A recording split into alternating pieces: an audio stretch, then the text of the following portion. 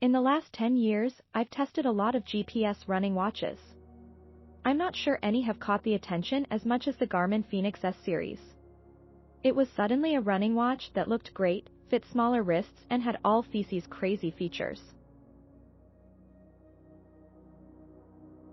What more could they possibly add to the Garmin Fenix 7s? Having run in a few versions, I was curious to answer this for myself.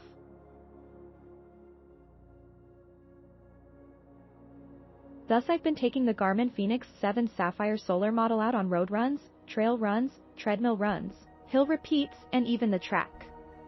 The first thing I noticed in putting it on was how small it feels. I've been wearing the Garmin Enduro and Polar Vantage V2 for most runs, so it was a welcome change. There are so many features to this watch that it would take forever to go through them all. So I'm going to focus on some of the major highlights, pros, cons and differences from other models.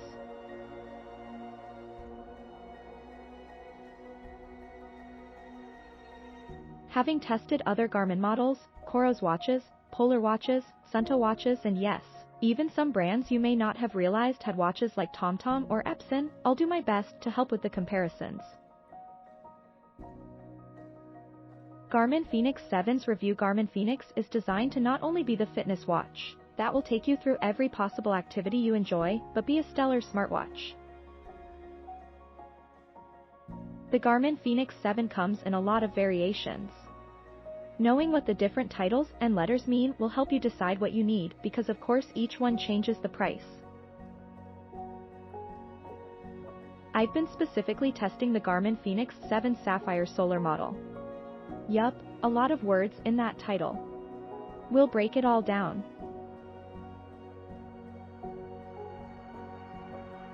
Garmin Fenix 7 equals basic model. Garmin Fenix 7 equals S means a smaller fit. Garmin Fenix 7 Sapphire equals has sapphire glass instead of regular glass, which means less scratches and stronger face. Garmin Fenix Solar equals utilizes solar energy to help charge the watch. Garmin Fenix 7X equals largest size, power glass SCR.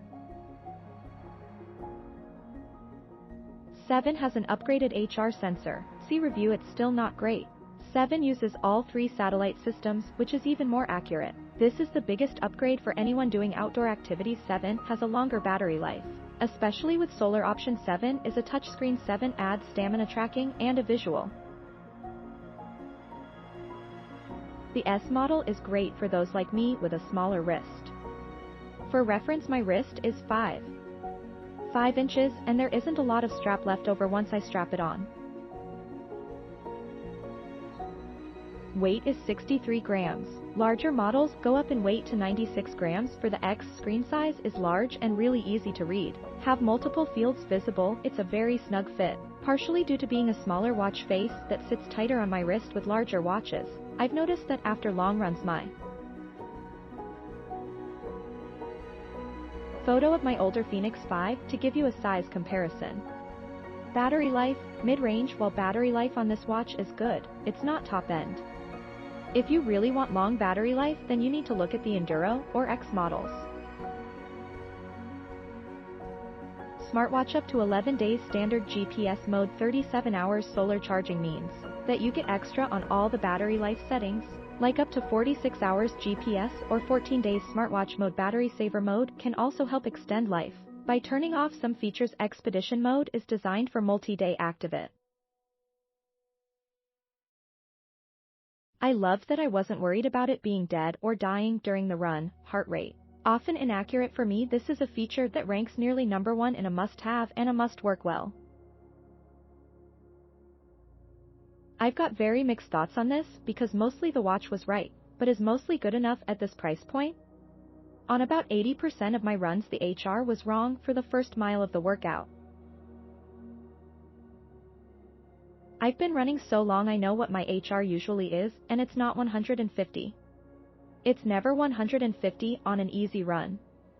That first mile being wrong also means it impacts the score Garmin gives you around the workout. While colder weather can absolutely impact all RITS-based readings, it was in the 40s and full sun for many of these tests.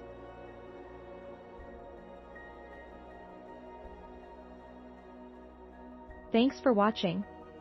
Please subscribe.